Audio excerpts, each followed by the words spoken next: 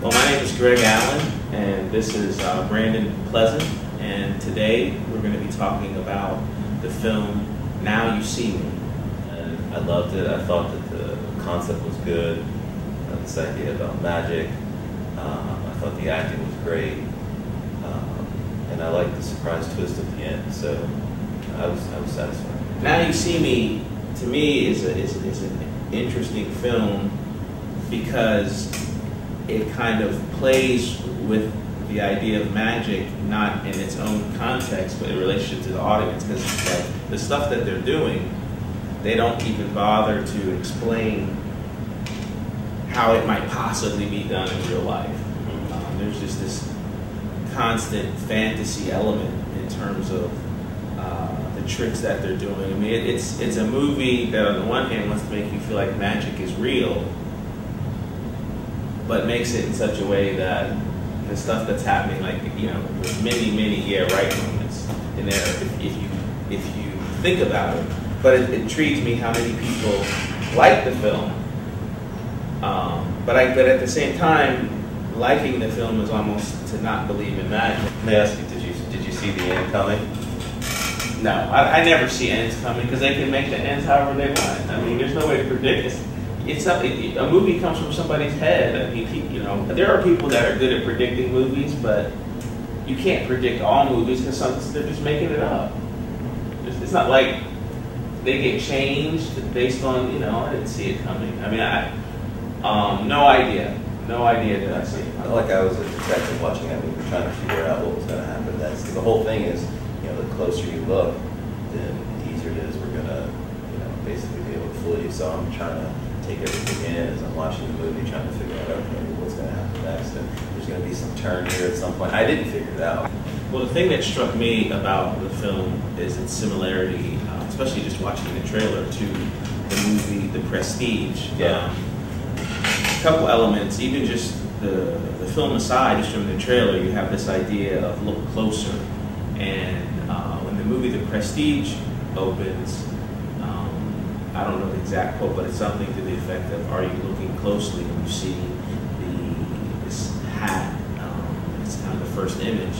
Then you have the idea of a woman being trapped in a water trick and it's seemingly going wrong. Now in The Prestige, it actually does go wrong.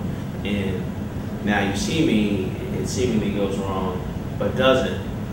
So you have that element. And then of course Michael Caine is in both films. So you have that element as well that makes, there's definitely some sort of communication between the movie The Prestige and Now You See Me. First of all the stuff that they tell you in the movie to reveal, they don't even show you. Mark Ruffalo and his hoodie behind it, that stuff isn't in the movie. How do you really know it was Mark Ruffalo and not a body double?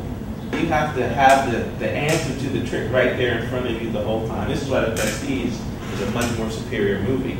To this day, you can sit down with someone and they won't even be able to tell you whether or not the guy is a clone or his twin brother. You have this idea of the eye seeking out the best magician. And we know that magician has nothing to do with tricks. Mage means wisdom. The Magi who visited Jesus were looking at the stars. And so to be a magician actually means to be a wise man. A wizard is just another way of saying a wiser. They even explained that at the beginning of the movie. They're like, if you do magic for the sake of exploitation and making money, you're not a true magician. So there has to be some sort of noble, non-exploitative way in which you're doing this. So I'm intrigued by this idea of what they're getting at with the eye. This movie's about the eye. Now, at the end of the day, what I'm curious is, when someone watches that movie, do they believe in the eye or do they not?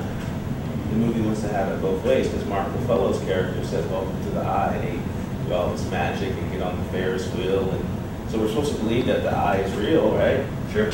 But do we believe that that stuff that they're doing can be done in real life? I mean, do they explain how they teleport? I mean, I guess they kind of do, right? No, I forgot about the teleportation. The teleportation. Yeah, they just sort of disappear. And then the powers, okay, so Woody Harrelson has the ability to just snap his fingers and make it go. Can people really do that? Maybe they can. Oh, mentalism and hypnosis. Well, mentalism is different.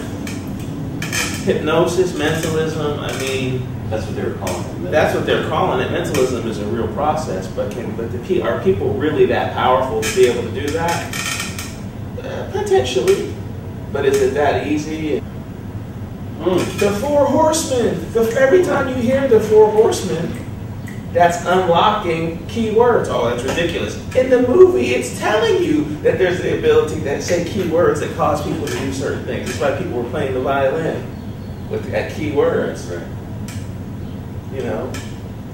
Except what's happening now is through cinema, consciousness is testing people's awareness. It'd be one thing if they just made up the ultimate magician, but the eye is the real thing. I mean, that's a real. I mean, that's a fundamental Egyptian hieroglyphic. You know, and I don't know that you can say, well, it's just not real. I mean, my whole premise is that movies are hieroglyphics, except now with real people. It's not even about the movie. It's about the idea. It's the inception of the idea. This is why it's important to see movies when they come out and the times. Right now we have this idea of there's an I. There's a consciousness that's seeking the conscious. Then we have another movie that's saying your consciousness can persist and interact, Jor-El. Then we have another movie that's saying there's a zombie apocalypse.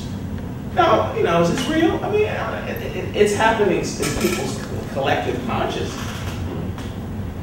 Whether it's real or not has to do with how people respond, having those ideas deeply embedded in their psyche. So any final thoughts?